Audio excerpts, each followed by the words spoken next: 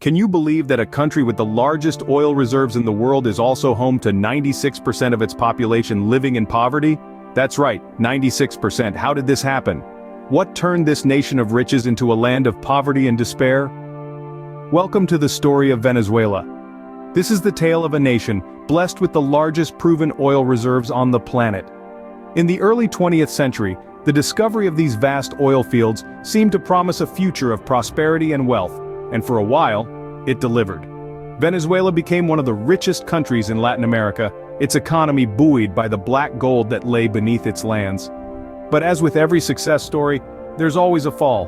For Venezuela, the fall came in the form of the resource curse. This is a paradox where countries with an abundance of natural resources like oil or minerals tend to have less economic growth, less democracy, and worse development outcomes than countries with fewer natural resources. Sounds counterintuitive, right? For Venezuela, the oil wealth led to an over-reliance on this single resource.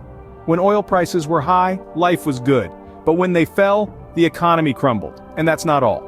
The wealth from oil also led to rampant corruption, with funds intended for public services often ending up in the pockets of the elite.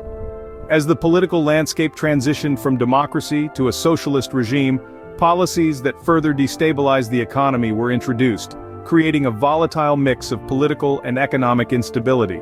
So, Venezuela, rich in resources but poor in governance, became a tinderbox waiting for a spark. The stage was set for a crisis, and it was only a matter of time before it unfolded. Enter Hugo Chavez, a charismatic leader with big promises and socialist ideals. Chavez's rise to power in 1999 was marked by sweeping reforms and ambitious programs aimed at reducing poverty and inequality.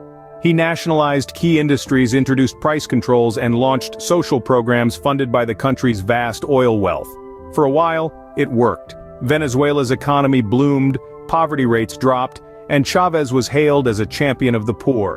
But Chavez's economic model, while well-intentioned, was built on shaky foundations. It relied heavily on high oil prices, and when those prices were high, the money flowed in. But economies, like the weather, are cyclical. When the global oil boom turned to bust in the mid-2000s, Venezuela's fortunes reversed. The government's heavy spending, coupled with falling oil revenues, led to a ballooning deficit. Chavez's response to the crisis was to double down on his policies. He ramped up public spending, nationalized more industries, and imposed strict foreign exchange controls. However, these actions only exacerbated the economic instability. Inflation skyrocketed, businesses shuttered, and shortages of basic goods became the norm. Despite the worsening economic situation, Chavez maintained a strong base of support. His charisma, coupled with his populist rhetoric, endeared him to many Venezuelans. Yet beneath the surface, the country's economy was in freefall. By the time of Chavez's death in 2013, Venezuela was on the brink of an economic collapse. The Chavez era ended with his death in 2013, but the repercussions of his rule continue to be felt today. His legacy is a stark reminder of the perils of economic mismanagement and over-reliance on a single commodity. As we move forward, we must remember the lessons of the Chavez era not as a condemnation of socialism, but as a cautionary tale about the dangers of economic monoculture and the importance of sound fiscal policy. Nicolas Maduro, Chavez's successor, inherited an already unstable economy, and things were about to get worse. The Maduro era is marked by further economic mismanagement, an escalating humanitarian crisis, and a tightening grip on power. Inheriting an economy already in decline, Maduro doubled down on Chavez's policies, continuing to nationalize industries and expand social programs. However, the lack of diversification in the economy and over-reliance on oil revenues left the country vulnerable to the volatility of global oil prices. When these prices plummeted, it plunged the economy into a free fall. Maduro's authoritarian tendencies also came to the forefront as he consolidated power. Opposition parties were marginalized, and protests met with brutal force. Accusations of human rights abuses, including arbitrary detentions and extrajudicial killings, began to surface, further isolating Venezuela on the international stage. In response to these abuses and economic mismanagement, the international community imposed sanctions on the Maduro regime. While these measures were intended to pressure Maduro into reform, they have inadvertently exacerbated the crisis. Sanctions have restricted Venezuela's ability to engage in international business activities, further straining the already struggling economy. Humanitarian aid has been offered to alleviate the suffering of the Venezuelan people, but Maduro has often rejected these offers, viewing them as attempts to undermine his regime. Under Maduro, not only has the economy continued to plummet, but also the social fabric of the country has been torn apart. Millions of Venezuelans have fled the country, creating a refugee crisis in neighboring countries and beyond. Under Maduro's rule, the crisis in Venezuela has deepened, with the country's people bearing the brunt of the suffering. Despite international pressure and internal unrest, Maduro remains in power, leaving an uncertain future for the people of Venezuela and the region. The economic and political crisis in Venezuela has led to a massive humanitarian crisis. The country, once the richest in South America, is now grappling with a tragic situation. It's a crisis that has left millions of people struggling for their most basic needs, such as food and medicine. In the face of such dire circumstances, it's no wonder that there's been an exodus of Venezuelans. Millions have fled the nation, seeking refuge in neighboring countries and beyond. This mass migration is one of the largest in the history of the Western Hemisphere.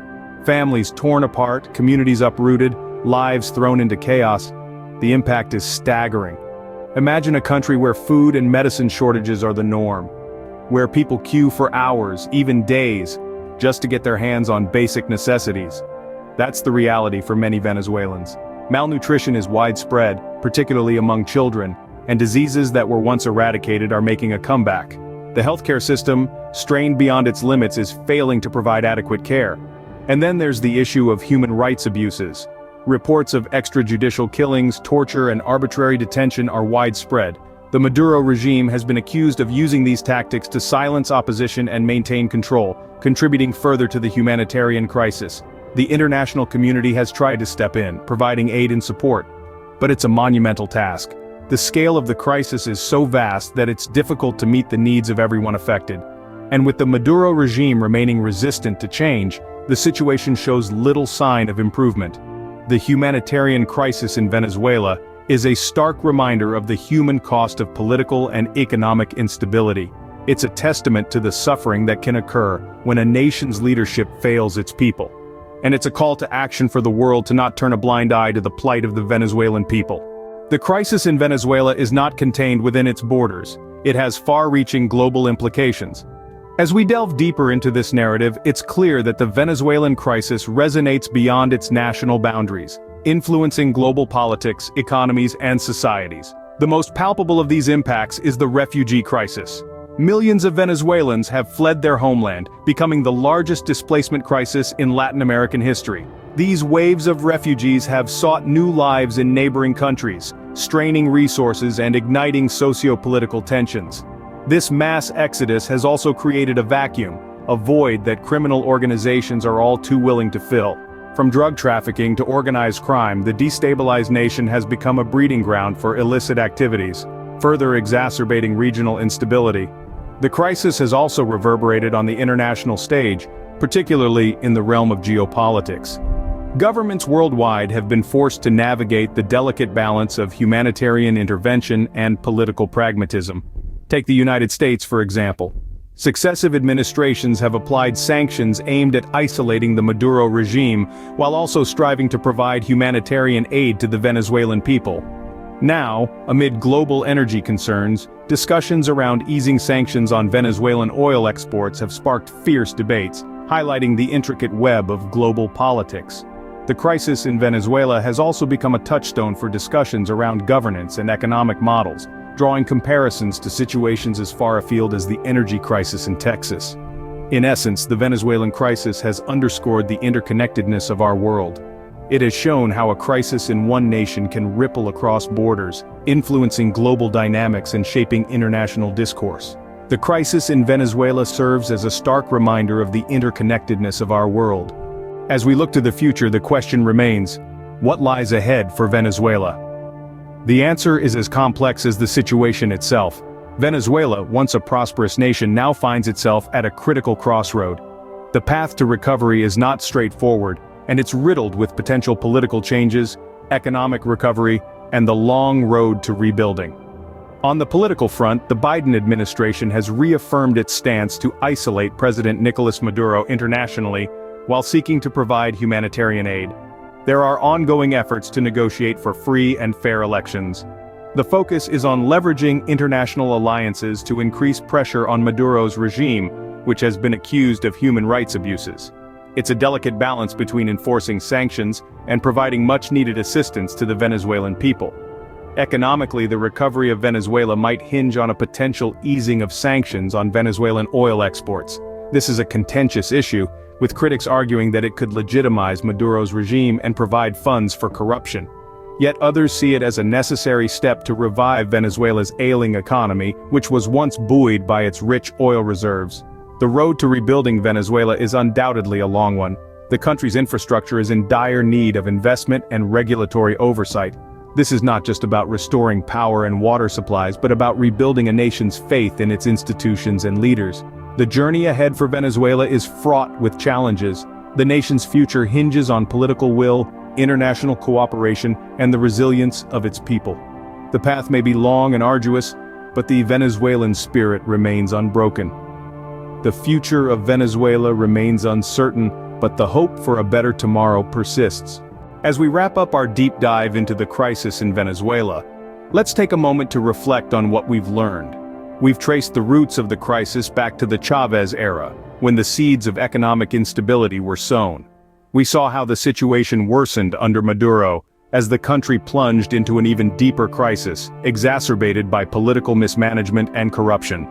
We touched on the humanitarian crisis that unfolded as a result, a heartbreaking situation that saw millions of Venezuelans leaving their homeland in search of a better life. Throughout this journey, we've also highlighted the global impact of this crisis, not just on neighboring countries but also on international politics, as nations grapple with the challenge of responding to this ongoing catastrophe.